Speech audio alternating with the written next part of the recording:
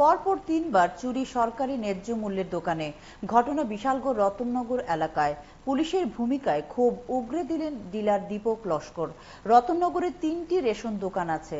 ঘনিয়ামারা, এনসিনগর এবং লস্কর চৌমুহনী সহ কয়েকটি গ্রামের মানুষ ৩ রেশন থেকে সামগ্রী সংগ্রহ করেন, কিন্তু পরপর ৩ বার এই রেশনগুলিতে চুরি হয়।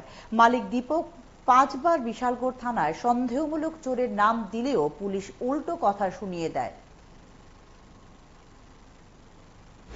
কাউকে রাত্রেবেলা সকালবেলা দোকান খুলে দিয়ে গিয়ে এখানে উপরে টিন কেটটা চুরি করে নিয়ে গেছে।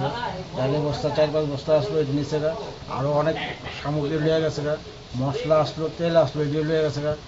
আমি পুলিশে ৫ বার অভিযোগ জানাইছি। হ্যাঁ, পুলিশ এখানে আয়া সেটা কোনো তদন্ত করে না, কিছু করে না। ওরা পুলিশ জানে এটি আমি কিছু কিছু সন্দেহমূলক কিছু নাম দিই আমি। হ্যাঁ, আপনি কি দেখছেন নি কাউরে? আমার এই ঘরের পিছনে জোয়ার আসর বসে।